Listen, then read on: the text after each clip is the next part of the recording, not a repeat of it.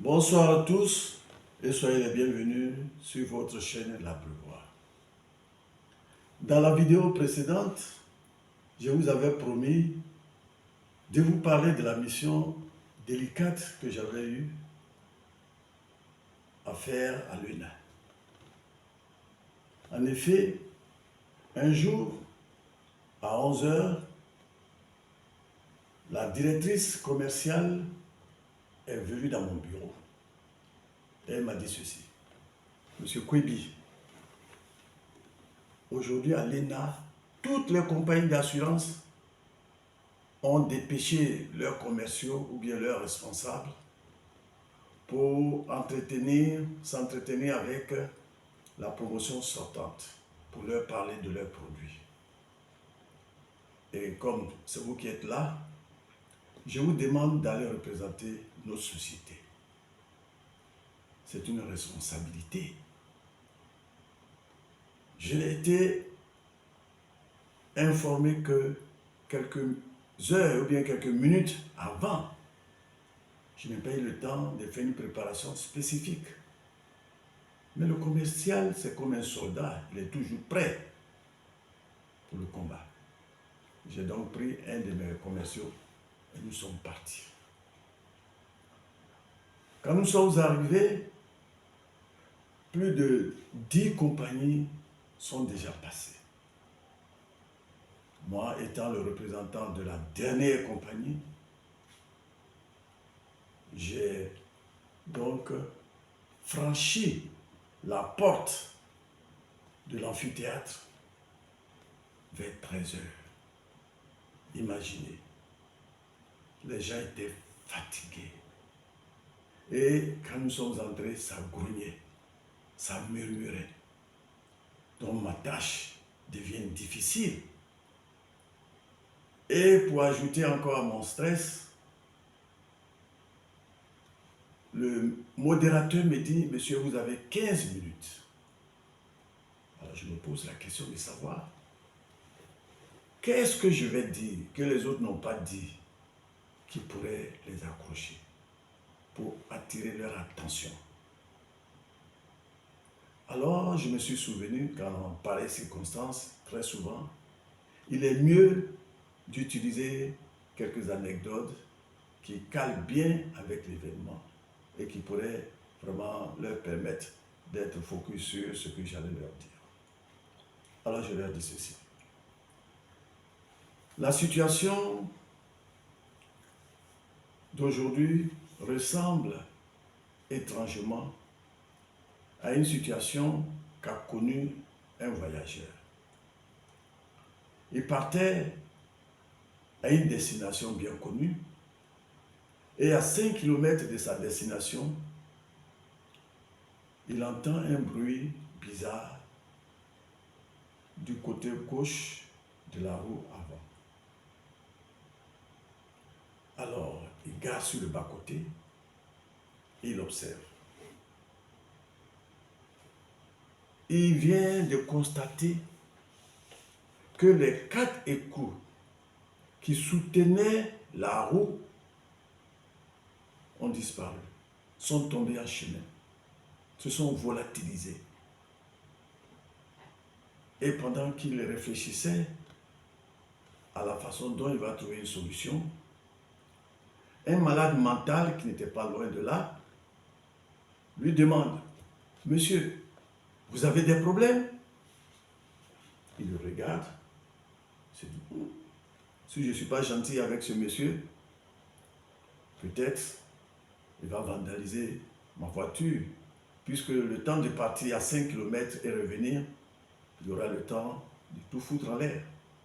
Autant être gentil avec lui.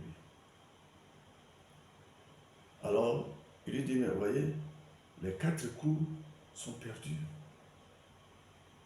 Qu'est-ce que je vais faire? Mais le fou va lui donner la solution. Il lui dit: mais monsieur, mais ça, ce n'est pas un problème. Vous avez 3 autres roues qui sont dotées de 4 coups chacune. Il dit: oui, mais vous enlevez un écrou sur chaque roue et vous fixez sur la roue qui en est dépourvue et vous partez. Surpris par cette réponse pertinente, il lui dit, mais attends, vous n'êtes pas fou?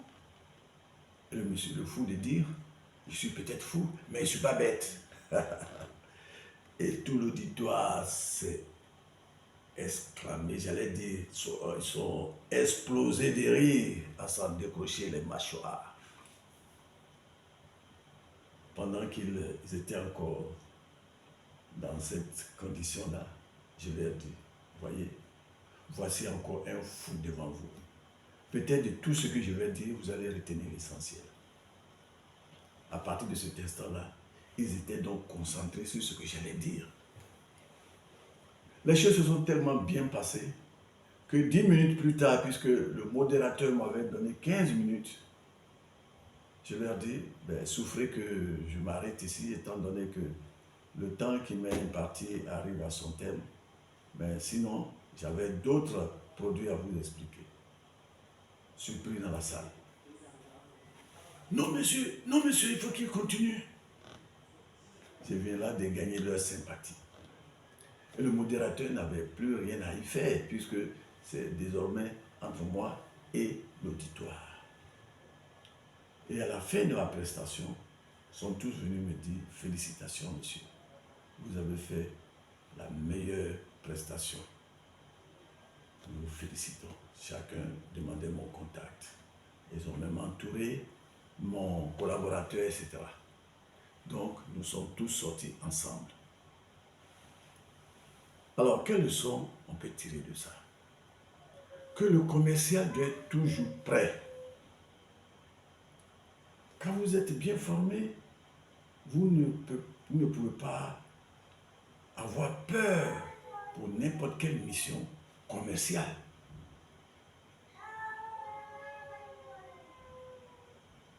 C'est très important. Alors, vous, les commerciaux, comme je l'ai dit dans la vidéo précédente, aujourd'hui, vous êtes armés parce que vos prédécesseurs ont déjà fait le travail. Ils ont édité des livres. Mieux, aujourd'hui, vous avez l'Internet. Alors, après ça, un autre événement va se passer et pour lequel je vais vous donner aussi encore une leçon.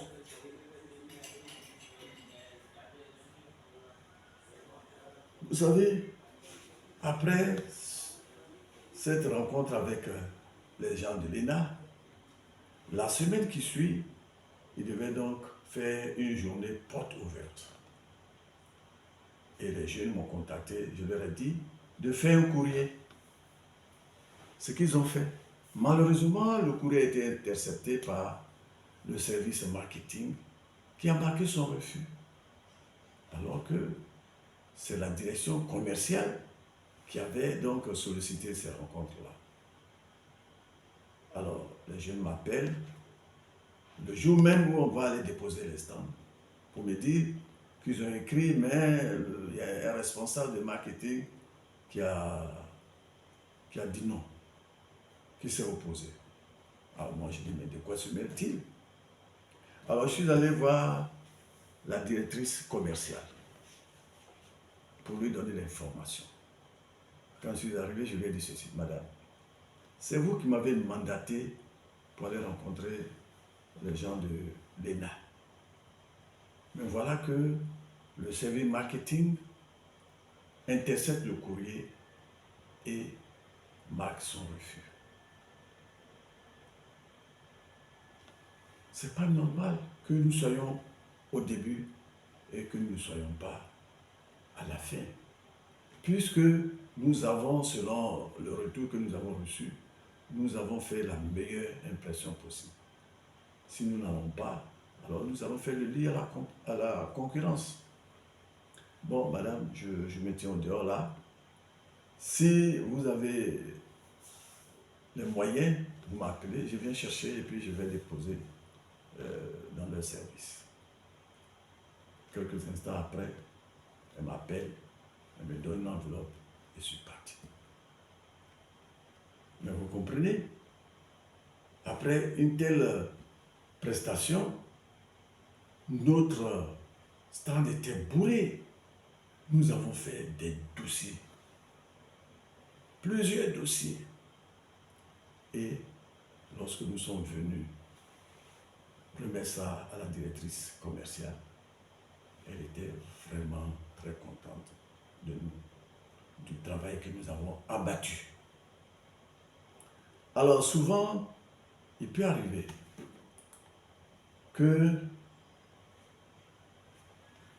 ce que le commercial décide de faire soit en contradiction ou bien en opposition avec un responsable, l'avis d'un responsable.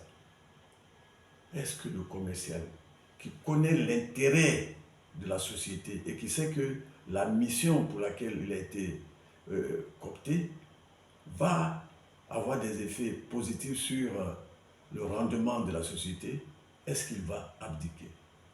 Il lui appartient de convaincre sa hiérarchie. Vous savez, il y a un philosophe allemand qui s'appelle Friedrich Nietzsche, je ne sais pas si je prononce bien son nom. Il dit ceci: une fois qu'une décision est prise, il faut fermer les yeux sur les arguments contraires. C'est l'indice d'un caractère fort. Et par occasion, il faut donc faire triompher sa volonté jusqu'à la sottise. Alors si vous pensez que la décision que vous avez prise est celle qui peut apporter du bien ou bien qui peut être bénéfique pour la société, donnez-vous les moyens de le faire. Par la suite, votre responsable va vous féliciter si, évidemment, le résultat était bon. C'était mon cas. Donc, chers commerciaux, chers amis, vous qui m'écoutez, soyez toujours branchés sur l'abreuvoir. J'ai fait l'effort de partager avec vous certaines expériences dont vous pouvez vous inspirer. La prochaine fois, je vais encore aller dans ce sens. Comment vous pouvez convaincre vos responsables à l'effet de vous donner vraiment la possibilité de faire ou bien de mener à bien ce que vous avez décidé.